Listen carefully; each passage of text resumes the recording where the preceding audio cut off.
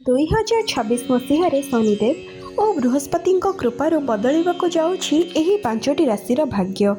ନୂତନ ଯାନବାହନ କ୍ରୟ, ସନ୍ତାନ ସୁଖ ପ୍ରାପ୍ତି ସହ ବଡ଼ ବଡ଼ ଚାକିରି ମଧ୍ୟ ପାଇପାରିବେ। ଜମିବାଡ଼ି କ୍ରୟ ସହ ବିବାହ ଯୋଗ ମଧ୍ୟ ସୃଷ୍ଟି ହେଉଛି। ଏହି 5ଟି ରାଶିର ଭାଗ୍ୟରେ ଏତେ ଶୁଭଫଳ ରହିଛି ଯେ ଖାସ୍ କରି ଅର୍ଥର ସମସ୍ୟା ଦୂର ହୋଇଯିବ। ହୁଏତ ଏହି 5ଟି ରାଶିମାନଙ୍କ ମଧ୍ୟରେ ଆପଣଙ୍କ ରାଶି ମଧ୍ୟ ଥାଇପାରେ। ଏହି ବିଷୟରେ ଜାଣିବାକୁ ଚାହୁଁଥିଲେ ଭିଡ଼ିଓଟିକୁ ଶେଷ ପର୍ଯ୍ୟନ୍ତ ଦେଖନ୍ତୁ। ନମସ୍କାର ବନ୍ଧୁଗଣ, ଆପଣଙ୍କୁ ସ୍ୱାଗତ କରୁଛୁ ଆମ ୟୁଟ୍ୟୁବ୍ ଚ୍ୟାନେଲ୍ ବାସ୍ତୁ ବିଚାରକୁ। ଭିଡ଼ିଓଟି ଭଲ ଲାଗିଥିଲେ ଲାଇକ୍, ସେୟାର ଆଣ୍ଡ ସବସ୍କ୍ରାଇବ୍ କରିବାକୁ ଆଦୌ ଭୁଲେଇବେ ନାହିଁ। ଚାଲନ୍ତୁ ଆରମ୍ଭ କରିବା ଆଜିର ଏହି ଭିଡ଼ିଓଟି। ନବଗ୍ରହମାନଙ୍କରେ ବୃହସ୍ପତି ଏବଂ ଶନିଦେବଙ୍କୁ ବହୁତ ଖାସ୍ ମନାଯାଇଥାଏ। ଏମାନଙ୍କର କୃପା ଯେଉଁ ରାଶିମାନଙ୍କ ଉପରେ ରହିଥାଏ ସେମାନେ ଗରିବରୁ ହଠାତ୍ ଧନୀ ହୋଇଯାଆନ୍ତି ଏବଂ ଏମାନଙ୍କର କୃପା ନ ରହିଲେ ଧନୀ ଲୋକ ମଧ୍ୟ ଗରିବ ହୋଇଯାଇଥାଏ। ଏହି 2026 ମସିହାରେ ଶନିଦେବ ଏବଂ ବୃହସ୍ପତିଙ୍କର ସ୍ଥିତି ଏପରି ବନିବାକୁ ଯାଉଅଛି କି 12 ଗୋଟି ରାଶି ମଧ୍ୟରୁ 5 ଗୋଟି ରାଶି ଏମିତି ଅଛନ୍ତି କି ଯେଉଁମାନଙ୍କର ଭାଗ୍ୟ ସମ୍ପୂର୍ଣ୍ଣ ବଦଳିବାକୁ ଯାଉଅଛି। ଏମାନଙ୍କୁ ସମସ୍ତ କ୍ଷେତ୍ରରେ ସଫଳତା ପ୍ରାପ୍ତି ହେବ। ଏମାନଙ୍କର ଯାହା ବି କିଛି ଆର୍ଥିକ ସମସ୍ୟା ରହିଥିଲା ତାହା ସବୁ ଦୂର ହେବ। ସମସ୍ତ ଋଣ ଭାରରୁ ଏମାନେ ମୁକୁଳି ଯିବେ। ବିଦ୍ୟାର୍ଥୀମାନଙ୍କୁ ଶିକ୍ଷା କ୍ଷେତ୍ରରେ ବଡ଼ ବଡ଼ ସଫଳତା ପ୍ରାପ୍ତି ହେବ। ସନ୍ତାନ ସୁଖ ମିଳିବ। ଚାକିରି କ୍ଷେତ୍ରରେ ପଦୋନ୍ନତି ଘଟିବ ଏବଂ ପ୍ରେମ ବିବାହରେ ସଫଳତା ପ୍ରାପ୍ତି ହେବ। ତେବେ ଡେରି ନକରି ଆସନ୍ତୁ ଜାଣିବା କିଏ ଏହି 5 ଗୋଟି ରାଶି। ଯଦି ଆପଣମାନେ ବି ଶନିଦେବଙ୍କୁ ଭକ୍ତି କରୁଛନ୍ତି ତେବେ କମେଣ୍ଟ ବକ୍ସରେ ଜୟ ଶନିଦେବ ଅବଶ୍ୟ ଲେଖିବେ। ପ୍ରଥମ ରାଶି ହେଉଛି ତୁଳା ରାଶି। ତୁଳା ରାଶିର ବ୍ୟକ୍ତିବିଶେଷଙ୍କ ଉପରେ ପ୍ରଭୁ ଶନିଦେବ ଓ ବୃହସ୍ପତିଙ୍କ କୃପା ବର୍ଷା ହେବାକୁ ଯାଉଅଛି। ଶନିଦେବ ହେଉଛନ୍ତି ତୁଳା ରାଶି ପାଇଁ ସବୁଠାରୁ ଅଧିକ ଯୋଗକାରକ ଗ୍ରହ। ଏହି 2026 ମସିହାରେ ଶନି ମାର୍ଗୀ ଅବସ୍ଥାରେ ରାଶିର ଷଷ୍ଠ ଭାବରେ ଗୋଚର କରିବେ, ଯାହାଫଳରେ ଏମାନଙ୍କ ଜୀବନରେ ଚାଲିଥିବା ସବୁ ପ୍ରକାର ସମସ୍ୟା ଦୂର ହେବାକୁ ଯାଉଅଛି। ସମସ୍ତ ପ୍ରକାର ଋଣ ଓ ଶତ୍ରୁମାନଙ୍କ ଠାରୁ ମୁକ୍ତି ମିଳିବ। ନୂତନ ଚାକିରିର ଯୋଗ ମଧ୍ୟ ରହିଛି। ଚାକିରିରେ ଥିଲେ ପଦୋନ୍ନତି ଘଟିବ।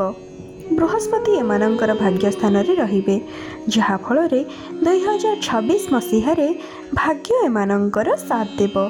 ଏମାନେ ଏହି ମସିହାରେ କିଛି ଭୂମି, ଯାନବାହନ ଓ କିଛି ମେସିନ୍ ଜାତୀୟ ଜିନିଷ କିଣିବାର ଯୋଗ ରହିଛି। ଏମାନେ 2026 ମସିହାରେ କିଛି ଦୂର ସ୍ଥାନକୁ ଯଥା ଧାର୍ମିକ ସ୍ଥାନକୁ ଯାତ୍ରା କରିପାରନ୍ତି। ବୈବାହିକ ଜୀବନ ଅତ୍ୟନ୍ତ ସୁଖମୟ ହେବ। ଶନି ଷଷ୍ଠ ଭାବରେ ଥିବାରୁ ପ୍ରେମ ଜୀବନରେ ସଫଳତା ମିଳିବ। ଆପଣଙ୍କ ଭଲ ପାଇବା ବିବାହର ରୂପ ନେଇପାରେ। ଆପଣଙ୍କ ଘରକୁ ବିବାହର ପ୍ରସ୍ତାବ ଆସିପାରେ। ଦୀର୍ଘ ଦିନ ଲାଗି ରହିଥିବା ସ୍ୱାସ୍ଥ୍ୟଗତ ସମସ୍ୟାରୁ ମୁକ୍ତି ମିଳିବ। ବିଭିନ୍ନ କମ୍ପିଟିଟିଭ୍ ଏକ୍ଜାମରେ ଉତ୍ତୀର୍ଣ୍ଣ ହେବେ। ଶିକ୍ଷାର୍ଥୀମାନେ ମାନ ସମ୍ମାନ ବୃଦ୍ଧି ହେବ। ଦ୍ୱିତୀୟ ରାଶି ହେଉଛି କୁମ୍ଭ ରାଶି। କୁମ୍ଭ ରାଶି ଉପରେ ଶନିଦେବଙ୍କ କୃପା ପ୍ରାପ୍ତି ହେବାକୁ ଯାଉଅଛି। ଶନିଦେବ ଏହି ରାଶିର ମାର୍ଗୀ ହେବାକୁ ଯାଉଛନ୍ତି, ଯାହାକି ଏହି ରାଶିର ଅଧିପତି ହେଉଛନ୍ତି ଶନିଦେବ। ବୃହସ୍ପତି ଆପଣଙ୍କର ପଞ୍ଚମ ଭାବରେ ଚଳନ କରିବେ, ଯାହାକି 2026 ମସିହାରେ ଅତ୍ୟନ୍ତ ସଫଳତା ପ୍ରାପ୍ତି ହେବ। ଅଟକି ଯାଇଥିବା ସମସ୍ତ କାର୍ଯ୍ୟ ଚାଲୁ ହୋଇଯିବ। ବୃହସ୍ପତି ଲକ୍ଷ୍ମୀଙ୍କ ସ୍ଥାନରେ ଥିବାରୁ ଆପଣ ମାଟି ଧରିଲେ ବି ସୁନା ପାଲଟିଯିବ। ଶିକ୍ଷା କ୍ଷେତ୍ରରେ ବଡ଼ ସଫଳତା ପାଇବେ। ପ୍ରେମ କ୍ଷେତ୍ରରେ ଲାଗି ରହିଥିବା ସମସ୍ୟା ଦୂର ହୋଇଯିବ। ଆକସ୍ମିକ ଧନ ପ୍ରାପ୍ତିର ଯୋଗ ରହିଛି। ଆର୍ଥିକ ସମସ୍ୟାରୁ ମୁକ୍ତ ହୋଇଯିବେ। ଶନି ଆପଣଙ୍କର ଦ୍ୱିତୀୟ ଭାବରେ ମାର୍ଗୀ ଚଳନ କରୁଥିବାରୁ ଆପଣଙ୍କର ଆୟରେ ବୃଦ୍ଧି ଘଟିବ। ବ୍ୟାଙ୍କ ବାଲାନ୍ସ ବୃଦ୍ଧି ଘଟିବ। ପୂର୍ବରୁ ଲାଗି ରହିଥିବା ସ୍ୱାସ୍ଥ୍ୟଗତ ସମସ୍ୟାରୁ ମୁକ୍ତି ମିଳିବ। ଏହି 2026 ମସିହାରେ ଭାଗ୍ୟ ଆପଣଙ୍କର ସମ୍ପୂର୍ଣ୍ଣ ସାଥ ଦେବ। ଆପଣ କିଛି ବୃହତ୍ କାର୍ଯ୍ୟ କରିପାରନ୍ତି। ବଡ଼ ପୁଞ୍ଜି ନିବେଶ କରିପାରନ୍ତି। ପୈତୃକ ସମ୍ପତ୍ତିରୁ ଆପଣ ଲାଭବାନ ହେବେ। ଆକସ୍ମିକ ଧନ ପ୍ରାପ୍ତିର ଯୋଗ ରହିଛି।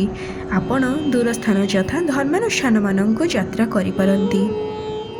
ପୂର୍ବରୁ ଯାହା ବି କିଛି ଆର୍ଥିକ ସମସ୍ୟା ରହିଥିଲା ତାହା ଦୂର ହୋଇଯିବ।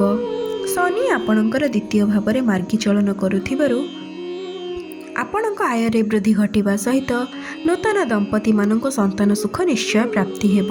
କନଷ୍ଟ୍ରକ୍ସନ୍ କାମରେ, IT ସେକ୍ଟରରେ, ଟେକ୍ନିକାଲ ଫିଲ୍ଡରେ ଆପଣଙ୍କୁ ଅଦ୍ଭୁତପୂର୍ବକ ସଫଳତା ପ୍ରାପ୍ତି ହେବ। ସମସ୍ତ ଋଣ କରଜ ଓ ଶତ୍ରୁମାନଙ୍କ ଠାରୁ ମୁକ୍ତି ମିଳିବ। ଆପଣ କିଛି ନୂତନ ବ୍ୟାପାର ଆରମ୍ଭ କରିପାରନ୍ତି। ଆପଣଙ୍କର କୁମ୍ଭ ରାଶି ହୋଇଥିଲେ ଜୟ ଶନିଦେବ ଅବଶ୍ୟ ଲେଖିଦିଅନ୍ତୁ। ତୃତୀୟ ରାଶି ହେଉଛି ବୃଷ ରାଶି। ବୃଷ ରାଶିଙ୍କ ବ୍ୟକ୍ତିବିଶେଷଙ୍କ ଉପରେ ଶନିଦେବ ଓ ବୃହସ୍ପତିଙ୍କ ଅନେକ କୃପା ରହିଛି। ଯେଉଁମାନେ କାର୍ଯ୍ୟରତ ଅଛନ୍ତି ସେମାନଙ୍କର ଆକସ୍ମିକ ଭାବରେ ପଦୋନ୍ନତି ହେବାର ଯୋଗ ରହିଛି। ଯେଉଁମାନେ ବିଜନେସ୍ କରୁଛନ୍ତି ସେମାନେ ଆକସ୍ମିକ ଭାବରେ ଲାଭବାନ ହେବେ। ଆପଣଙ୍କର ଡେଲି ଇନକମ୍ ବଢ଼ିବ। ଫାଇନାନ୍ସିଆଲ ଗ୍ରୋଥ୍ ବଢ଼ିବ। ବୃହସ୍ପତି ଧନ ଯୋଗ ସୃଷ୍ଟି କରୁଥିବାରୁ ଆର୍ଥିକ ସ୍ଥିତି ଅତ୍ୟନ୍ତ ମଜବୁତ ହେବ। ଋଣ କରଜ ଏବଂ ଶତ୍ରୁମାନଙ୍କ ଠାରୁ ମୁକ୍ତି ମିଳିବ। ଆପଣଙ୍କର ଦାମ୍ପତ୍ୟ ଜୀବନ ସୁଖମୟ ହେବା ସହିତ ଘରକୁ ବିବାହ ପ୍ରସ୍ତାବମାନ ଆସିବ। ଶିକ୍ଷା କ୍ଷେତ୍ରରେ ଉନ୍ନତି ହେବା ସହିତ ଲୋକ ସମ୍ପର୍କ ବୃଦ୍ଧି ପାଇବ। ସମାଜରେ ମାନ ସମ୍ମାନ ବୃଦ୍ଧି ପାଇବ। ସ୍ୱାସ୍ଥ୍ୟଗତ ସମସ୍ୟା ଭଲ ରହିବ।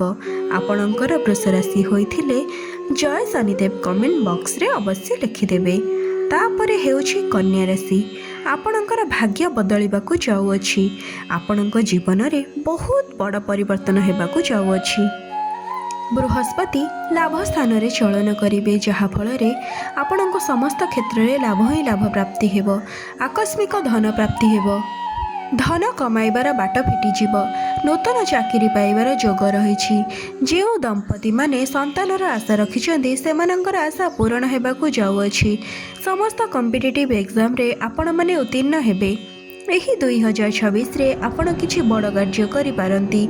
ବଡ଼ ଇନଭେଷ୍ଟମେଣ୍ଟ କରିପାରନ୍ତି। ଧାର୍ମିକ ସ୍ଥାନକୁ ଯାତ୍ରା କରିପାରନ୍ତି। ଯାହା ବି କିଛି ଆର୍ଥିକ ସମସ୍ୟା ରହିଥିଲା ସବୁଥିରୁ ମୁକ୍ତି ମିଳିବ। ସମସ୍ତ କରଜ ଓ ଋଣ ଭାରରୁ ମୁକ୍ତି ମିଳିବ। ସମାଜରେ ମାନ ସମ୍ମାନ ପ୍ରତିଷ୍ଠା ବଢ଼ିବା ସହିତ ଲୋକପ୍ରିୟତା ମଧ୍ୟ ବୃଦ୍ଧି ପାଇବ। ଆପଣଙ୍କର କନ୍ୟା ରାଶି ହୋଇଥିଲେ ତଳେ ଥିବା କମେଣ୍ଟ ବକ୍ସରେ ଜୟ ଶନିଦେବ ଅବଶ୍ୟ ଲେଖିଦେବେ। ତାପରେ ଶେଷ ରାଶି ହେଉଛି ମୀନ ରାଶି। 2026 ମସିହା ଆରମ୍ଭରୁ ହିଁ ଏମାନଙ୍କ ଜୀବନରେ ବଡ଼ ପରିବର୍ତ୍ତନ ଆସିବାକୁ ଯାଉଅଛି। ଆପଣ ଜୀବନରେ ଥିବା ବଡ଼ ଋଣ ଭାରରୁ ମୁକ୍ତ ହେବାକୁ ଯାଉଛନ୍ତି। ଆପଣଙ୍କର ମନ ପ୍ରସନ୍ନ ରହିବ। ଏହି ବର୍ଷ ଆପଣଙ୍କ ଜୀବନରେ ଧନ ଲାଭର ଯୋଗ ରହିଛି। ପ୍ରତ୍ୟେକ କାମରେ ଆପଣ ସଫଳ ହେବେ। ବ୍ୟାପାର ବାଣିଜ୍ୟ କ୍ଷେତ୍ରରେ ଭଲ ଲାଭବାନ ହେବେ। ଅଟକି ରହିଥିବା ଆପଣଙ୍କ କାମ ସୁରୁଖୁରୁରେ ଆରମ୍ଭ ହେବ। ଆପଣଙ୍କ ଭାଗ୍ୟର ସାଥ ମିଳିବ। ଆପଣ ଏହି ବର୍ଷ କିଛି ଭୂମି ଓ ନୂତନ ଯାନବାହନ କ୍ରୟ କରିପାରନ୍ତି। ଏହି ବର୍ଷ ଆପଣଙ୍କୁ ନୂତନ ଚାକିରିର ଯୋଗ ରହିଛି ଓ ଆକସ୍ମିକ ଭାବରେ ଧନର ବର୍ଷା ମଧ୍ୟ ହେବ। ଆପଣଙ୍କର ଏହି ରାଶି ହୋଇଥିଲେ ତଳେ କମେଣ୍ଟ ବକ୍ସରେ ଜୟ ଶନିଦେବ ଅବଶ୍ୟ ଲେଖିଦେବେ।